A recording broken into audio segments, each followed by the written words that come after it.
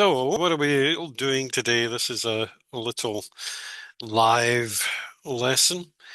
So, the point for today is we'll go over some of the things that we did in the previous course. Today, we'll look at part one of the speaking test. We'll look at a few questions to do with it. First step would be to remember near the beginning of the course we were talking about fluency and coherence. Looking at part one of the speaking test, I'll remind you of them first, and then we'll look at some recent questions, etc.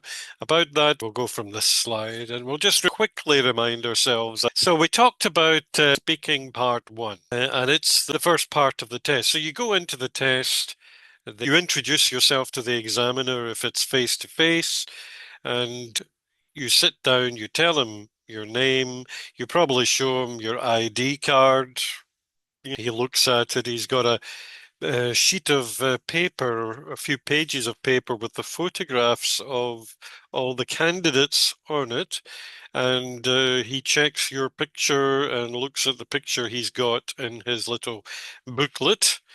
Is it the same person? He tries to work it out.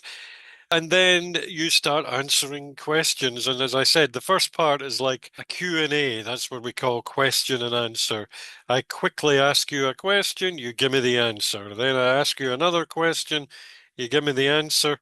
And that's part one. And as we talked about before, it's about 4 to 5 minutes in length. So he's got 3 sets of questions to ask you. The first is always about your home or hometown or about your studies. And then the rest of the topics should be familiar about you. They say this, but as we may have seen, some of the questions are a bit strange. So it's like asking you, remember a recent one, it's about keys. That seems strange. A lot of people don't have any keys. Some have, why keys? So they have different kind of questions. And now we like to give long answers. I think in part one, we like to give a full answer, but we don't like to talk forever because he's going to interrupt you. It's part one. In part one, you're trying to show him that you're better than a 4, and maybe you're beginning making a good impression. Maybe he thinks at the beginning in part one, this person's 6 or above. That's what you really want. He's thinking about this in his mind. The final decision for 6 or above comes at the end in part 3, but you want to make that impression. You want to start at a high level. And even if he thinks, oh, maybe not as good as before, he just comes down a little bit, it's not a terrible mark. You don't want to give short answers because short answers immediately say 4, and you're starting here, and you've got a lot of work to do to come back up. That was what we were talking about. But in part one, as we said, the examiner is going to ask you the exact questions in the booklet. And so I'm going to show you exact questions today, just so you can see some of them. And the only other thing he can ask is why. And he can ask this because a lot of students give very short answers. And this is not what he wants. He wants you to at least say why. If not, use the C structure that we talked about by giving an example as well. So he's okay with this. He wants it to be a little bit long, so to speak. He doesn't want just a very brief answer. He doesn't want an incredibly long answer because he's got to ask you a lot of questions. But you tell him why. If you have an example, give it. That's what we talked about. But don't make him say why. If you finish the exam and he's asked you why 5 or 6 times, that was not so good. He shouldn't have to ask you this. You should keep doing the talking. So if you keep talking, he interrupts you. This is good. He's just got to ask you some more questions because he's watching his little clock, and he's being recorded also, so that if he gives you longer or he doesn't ask a particular amount of questions, he's in trouble. So that's what we talked about in this part of the course. We had looked at the C structure, where I've already mentioned that's why, saying why, and possibly given an example in part one, not a very long one, but more importantly, we said we had to join these sentences together. So that's why you say, because it joins the sentence together. And why? Because then it makes your sentences longer, makes you speak a bit longer and more fluently. So that's what we looked at, and we compared some of these. So there's one of them about study. Do you think your place or your school is a good place to study? And this was not a good answer because it was full of these short sentences where we need to stick them together. And then we stuck them together like that. So very basically, we used because and for example. We learned later in the course that we can use better words, but at the very least, you've got to you've got to use these words to stick sentences together. Don't stick sentences together, it's bye-bye to your mark, you're a 4. So that's what we looked at. Here's another example that we looked at. Again, this one used since as this time, as meaning because. And then here we go. Quickly, we looked at this, and then we changed due to the fact, which was good. As you see, we said our example. But importantly, at the end here, I made a little note, and the note was, these phrases, I'm not inclined to, I'm unlikely to, which mean I don't usually. So when we're answering these part 1 questions, we want to try and say, and we don't want to say I like or I don't like all the time. We want to try and say other phrases that sound like better vocabulary. And so I'm not inclined to, and I'm unlikely to. So these are good instead of, you cannot say all the time, but it helps. So that's what we looked at when we were looking just a little bit at part 1. Then I gave you homework, right? So that was what we looked at. It's a question answer, quick fire perhaps, but you always have to say why and give an example. So we'll look at the IELTS speaking part 1 here. And I'll give you a little 1 or 2 questions. You can write them or speak them if you wish. That's quite good. And think about these questions first. I'll help you after a while, but let's look at it. So first, for every type of question in part 1, you look for opportunities. So he asks you a question and you're thinking, right, so what can I show him? What can I show this examiner? You want to show the examiner something that's going to impress him and make a good impression from the very start.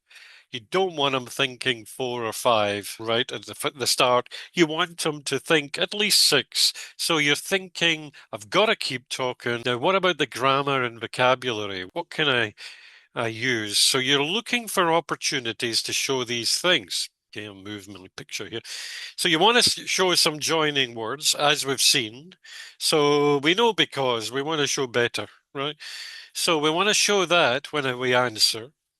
And it would be good if we could think of showing some present perfect. How could we show a sentence with present perfect? Now, often you have that opportunity when the question is present perfect. Have you ever, for example? But you can also put it into other answers, and if you can use it once well, correctly, basically, then that's good for you. That makes a good impression because a present perfect correct, when I was an examiner, if I heard it correct, I thought about at least a 6. If it was wrong, I thought a 5. So remember, 5 tries to do the good stuff correct, but gets it wrong. A 6 is the beginning of doing good grammar correctly. So you're trying to show him a good present perfect. Every question. Now, it's not possible in every question, but these are the things to think about. So you're testing your basic ability. Whoops, I'm trying to move me again here. They're testing your basic ability in English in part 1, but you want to show him, basic, no problem, I can do higher. So although it doesn't get you a high mark, this can contribute to your high mark because it starts you off on a high note, so to speak. So you look for opportunities in part 1. It's fairly simple, but you want to exploit, you want to use this to your advantage. And that means particularly the vocabulary and grammar. So he can't ask you his own questions. So you think, can I put any good grammar or vocabulary in? So it's, as we said, as soon as you go in, if you're face to face, you will go into the exam room all by yourself, and he'll say to you, can you tell me your full name, please? So this would not be a good start if you said, you can call me Karen, for example. You can call me Paul, or you can call me Don. This is not a good example because he did say, can you tell me your full name? So you give him your full name. In your case, it will be your full Chinese name. If it's from another country, the full name. That means first name and surname. And then maybe he'll say, what can I call you? If he wants to do that. So you could say, my full name is Jiang Wei, for example. So you just give the full real name. And then if he wants to know anything else, if he wants to call you Karen or Paul or Don, then fine, no problem. He'll ask you. Okay. You could also say, my full name is Jiang Wei, but you can call me Karen, for example. You could do that, right? It's not a test, but if you go in and you get that wrong, maybe there's going to be a problem, you know. And then they ask, can I see your identification, please? And if many times when you do it, the student says, and they don't know what identification is. So maybe you want to make sure you know what these things are first. Right. So here is part one. Question, a recent question as well. I tried to pick one or two that maybe you could show language in, but also that look a little difficult or a bit strange, or there's some strange ones. So this one is challenges. So what does this mean exactly? Let's read the questions. So he will have about 4 questions for you that he must ask. Now, he doesn't need to ask you all 4. He could ask you 2 or 3, depending on the length of your answer, right? But he's got to ask something from this topic. So challenges. So the first one is, what subject do you think is the most challenging at school? So this is about school, right? A challenge at school, but it's not the topic's challenge. So the next one is, do you like to challenge yourself?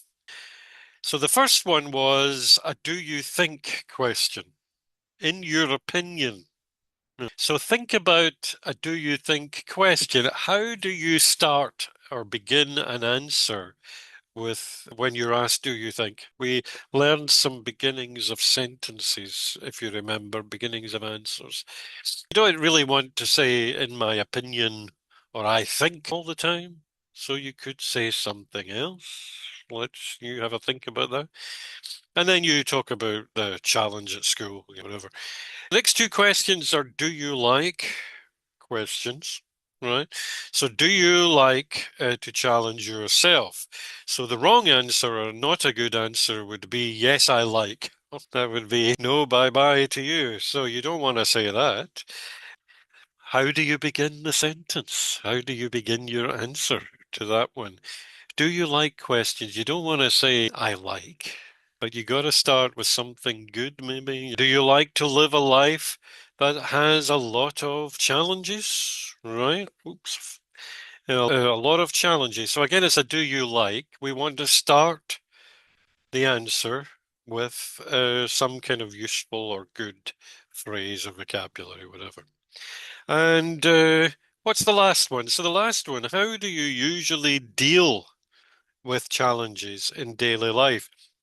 So this is a regular, everyday habit or fact, this kind of question. So you see, the kind of questions you've got are not testing really difficult grammar. They're testing very basic grammar. So do you think? Do you like? And do you usually? Like a habit or a fact or everyday routine. So these are simple questions. You don't need to give the most simple answer. You can start with a good beginning sentence frame, and that's what we call them, right? A sentence frame. So let's have a see if I can get out of this. Computer acting weirdly here. Yes, right. So what subject do you think is the most challenging at school, right? So you think of a subject, challenging usually means it's a bit difficult. So if you're going to make a difficult you're going to have a difficult subject at school, you just say that one is difficult. How do you begin? Any idea how you begin your answer? What sentence frame could you do? So, do you think questions? Do you think? I better put dot. So, how do you begin that? You don't want to say, I think. No. What else? Do you think, in my opinion, is. So, these are the standard ones, and they're not very interesting and very. Everyone knows these. So, can you remember any other beginnings or sentence frames? I'll put it in here, sentence frames, right? They were called sentence frames. So how do you say, oop, I'm not paying attention to my typing. Right, so how do you say I think? A better way of saying I think. Any idea of that one? What was the question again? Here we go. Having to click of it. What subject do you think is the most challenging at school? So, right. So you don't want to say I think. Any ideas? Got any ideas here? Do you remember anything from there? All right, okay. I'll give you my suggestions. So I think, right, so you want to avoid this, right? So take these away. Don't want to see this. So the one that I nearly said one of the sentence frames, the one I remember most clearly is, it seems to me that, let's see if that fits. So what subject do you think is the most challenging at school? It seems to me that, or a better one, I think some of you used this in your homework. The first subject that comes to mind is, I don't know, you could say maths, for example. You could say that. Or, yeah, the first subject, if you remember these, pops into my head is maths. So these three seem okay. This is a sentence frame, or basically means beginning of a sentence. So do you think is the question? So how many do you thinks can you think? So for example, another one just to quickly go. Here's one. I'm typing this out now from recent questions, and you can see it's about shopping, happy things. This is a question about happy things, right? So, but you see, the question is about happy things, but when you're the student, you should be thinking it's a do you think question. So do you think that means I can start? I don't want to start with, in my opinion, I want to start with some of these ones. So if you see a do you think question, let's start with one of them. So let's see what is the first thing, right? The first thing that comes to mind is, do you think people are happy when buying new things? Well, the first thing that comes to mind is, maybe it seems to me that sounds better. And then you have to put in some answer, right? So are people happy? Seems the first thing that comes to mind is that, let's see, right, all of my friends love to go shopping when they are feeling, you can say down, depressed, or sad, or something like that. Depressed is a better word. Yeah, and then if you wanted, you could go. There is a huge shopping center in my city with, see how you can just make it longer and longer, lots of clothes shops. So my friends and I go there, see, and when we buy maybe a new top or whatever, or even our mood improves, right? That's how I would quickly answer it. If I'm quickly doing it, it's that. You could, but the main thing is this sentence frame. When you say, do you think? Or you could say, it seems to me that. A lot of my friends love to go shopping when they are depressed. Now, instead of saying, if we could think of it, you could say what I mentioned earlier, are inclined to go shopping when they're feeling depressed. And then I give an example. Why is that? That must be a comma. For instance, there's a huge shopping center in my city with lots of clothes shops. So my friends and I go there, and when we buy a top or even an accessory, our mood improves. So the most important thing here is that you started with the little expression. And you can say the same with, it seems to me that a lot of my friends are inclined to go shopping. Later, maybe it's too late, but we thought of a better word for. And the rest of it is just the C structure with an example of your friends. So as I said, the first part, you can use your friends as an example a lot of the time because it's a familiar topic. It's familiar. So you can use familiar people in your example. So that's a do you think question. And again, you can put, it seems to me that, what about pops into my head? First thing that pops into my head is that a lot of my friends are inclined to go shopping. So that's a do you think, and then you just say something, you explain it, so you give an or you give an example. So a lot of my friends are inclined to, so you're saying yes, and then you're explaining it, and then you're giving an example, right? So that's a do you think question. So we should be thinking of that. If you wanted to put present perfect in there, is there a possibility? You could say something like this, but this way, maybe. Or here's a good one. Unhappy that I want to spend some money, something like that. But it's a bit difficult to think of one, but you could stick a present perfect in there. Anyway, that's an example of the do you think question. So the number one, you've got the C structure, but secondly, try to think, do you think I have to begin the do you think questions like this?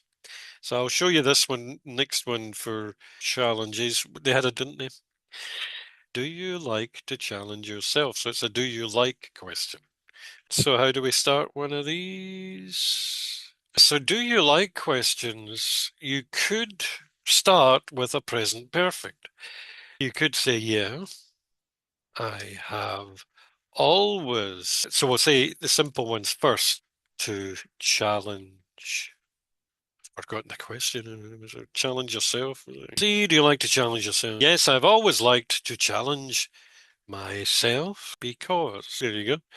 So even in a do you like question, you can bring in the present perfect. Like I said at the beginning, you're looking for these opportunities. Now, you could say other things. You could say, yes, oh, you could say it better. I have always been inclined to challenge myself. What? Well, we say due to the fact that this time, it's the same thing, but the words are better. What was that other expression I said earlier that I reminded us of? What was it? I'm unlikely to. Oh, right. I am not inclined. I'm unlikely to do so. Oops. So this, you could start, do you like questions with a present perfect? That was, as I said at the very beginning. Perhaps we didn't go into it in detail in the course, but it's another idea that could be used. Or you could say, if you don't like challenges, no, I have never been inclined to challenge myself as. So the first one, yes, I have always liked to challenge myself because it's good, it's fine. Why? Because it's a good start because you've got present perfect. The next one, yes, I've always been inclined to challenge myself due to the fact that it's better because, yes, it's the same good start in grammar with present perfect. However, you've improved the vocabulary with inclined to. I've always been inclined to challenge myself is better than liked. So you've already impressed the examiner twice. And then instead of saying because, you say due to the fact, because that's a better vocabulary than, but it's also better cohesive devices, joining words, which is a separate mark in the descriptor. So that second one, the first one's good, the second one's better. And then it's a negative version of the second one there. Here you've got a good one as well, a very good one as well, because you've got present perfect. You've got inclined to instead of liked.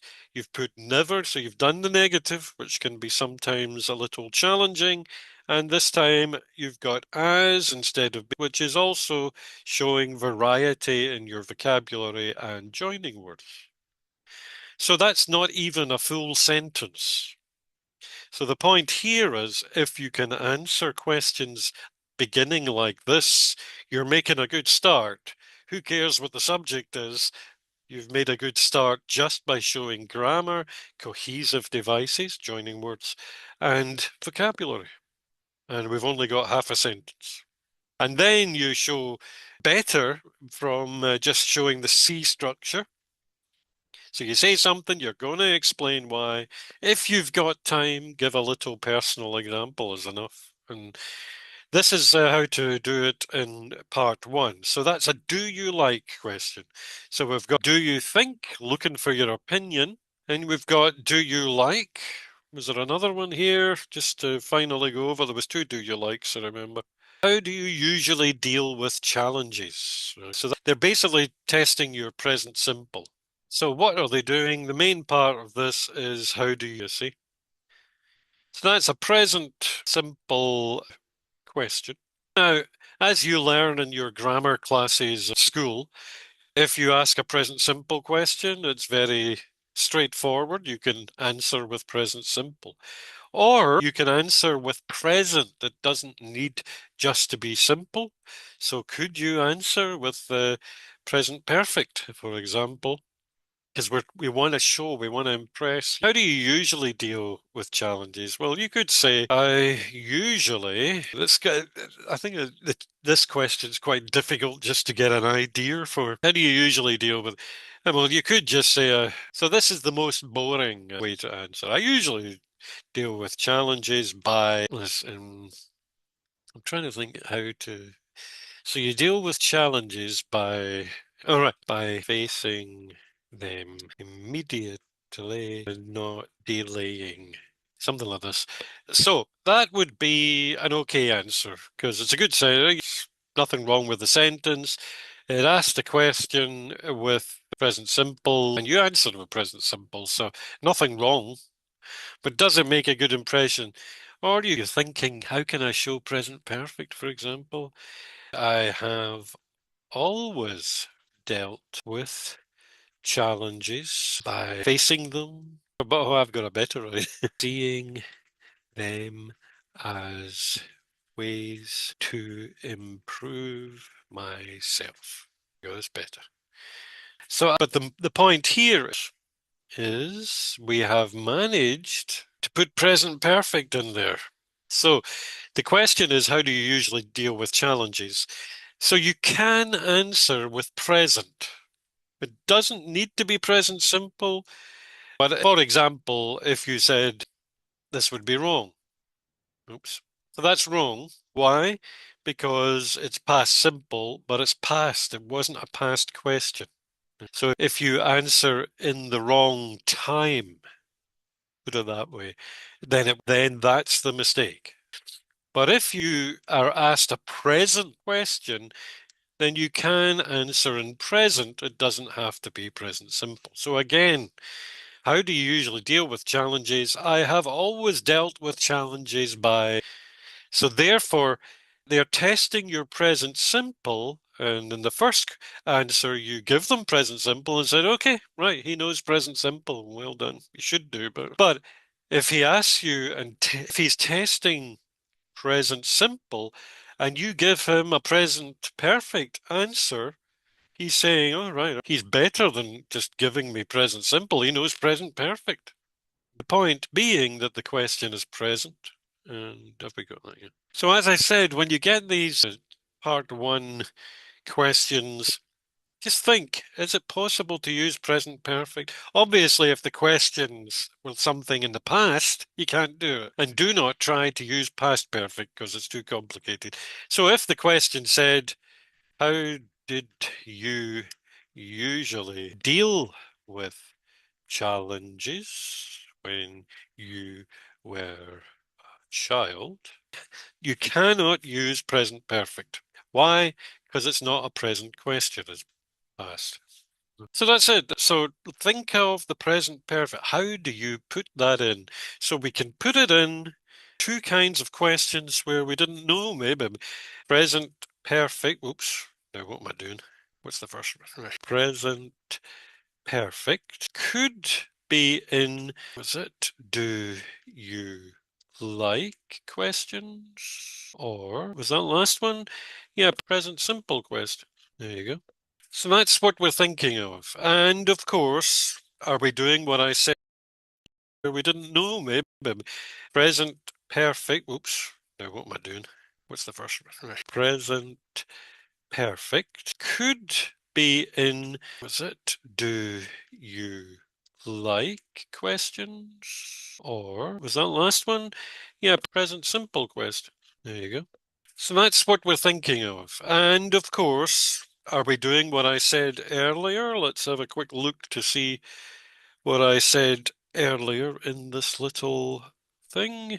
So joining words, we try to use for every type of question, we look for opportunities to show joining words, especially ones that mean so we have to say why.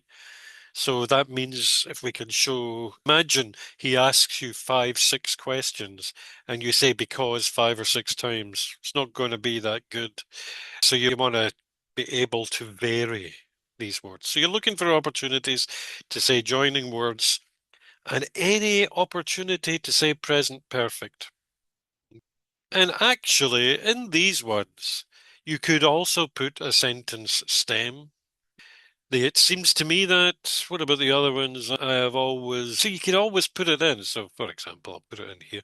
To me, that I usually deal with challenges. You could try to be clever and say, I have always been inclined to deal with challenges. Sounds a bit complicated for you to put together, but that's the idea. So you could say, it seems to me that I think that's probably the easiest one to put in without being too complicated sounding and destroying it. So there you go. You can get the sentence frames in as well. What's that?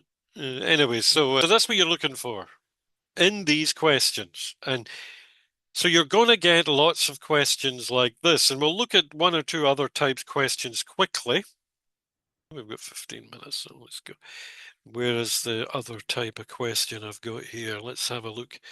Let's go to the next one, which was asking for help. What kind of questions do you ask? So that's present simple question. Do you ask? And you could say, it seems to me that I've always asked. Why are teachers always willing to help students? It's a why question this time. So we know, I'm trying to think of a good way to start a why question. The reason for this is, you could say that. Just, you're getting new expressions here because I'm just thinking of them. Why? You could have a sentence stem like this. There's a new one for you I just came up with.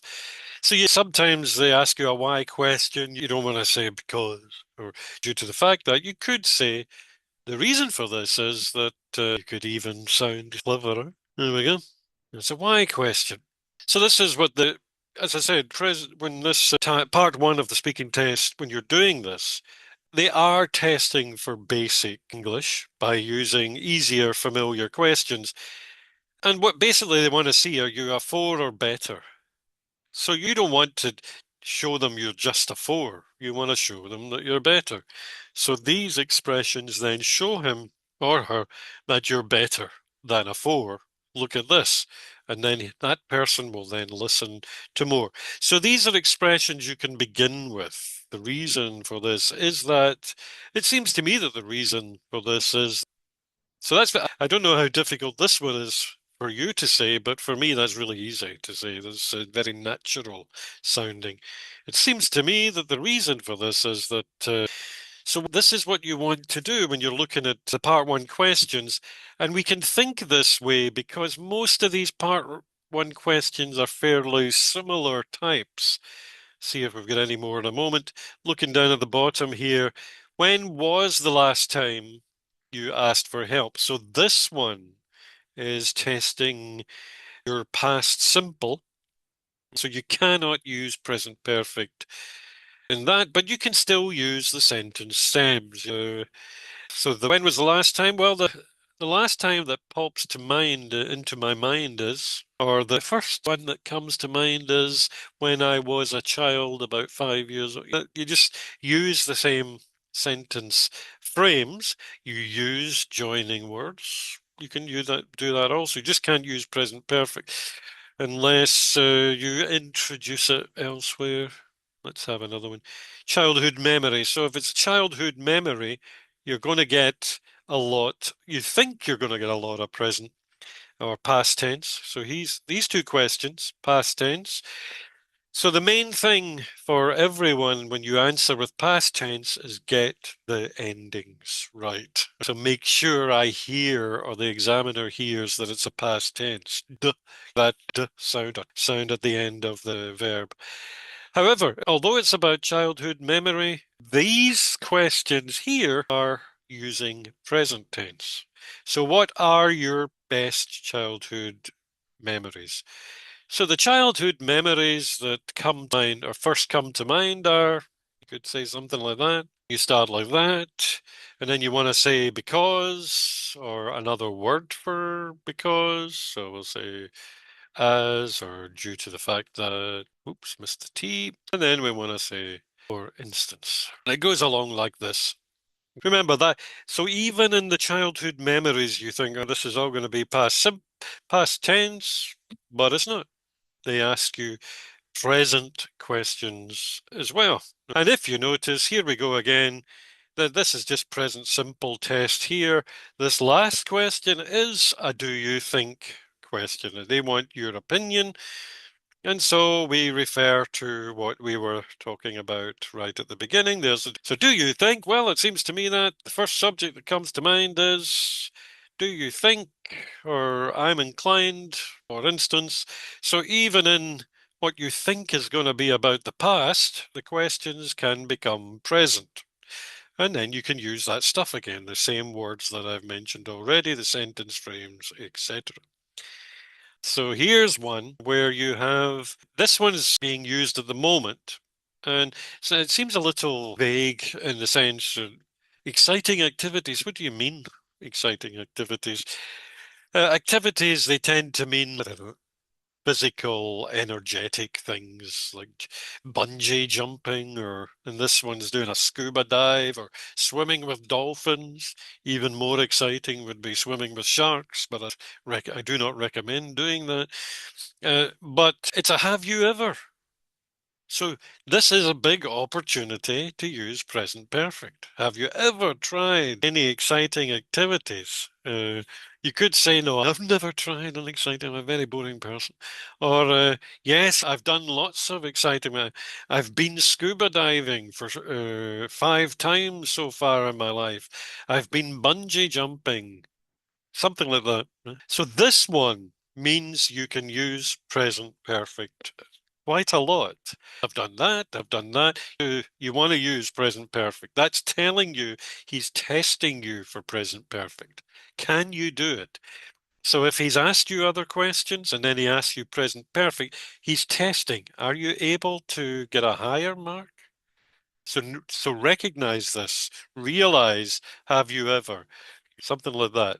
So what do? You want the present perfect, you want your joining words, you want to use the C structure, and it's not going to be such a long answer, but it's a good one. So there you go. But be careful, as usual, if you give an example from the past, make sure it's in past simple. Next one, it's not always the same tense. But they are testing you with the same kind of questions. Here's one. What did you think were exciting activities when you were a child? So this is very clearly testing what? Past, particularly past simple, but past tenses. So that's a past tense test. Then he comes back and uses present perfect again. So what's he doing? He's testing. The examiner is testing. Do you know the difference between present perfect and past simple? Can you show me that you know the difference? Or are you going to mess this up and get them all mixed up and wrong? So that's what these 3 questions do. I'll test your present perfect, then I'll change it a bit, test the past, and then I'll come back again and test the present perfect. See if you know the difference. That's what it's testing.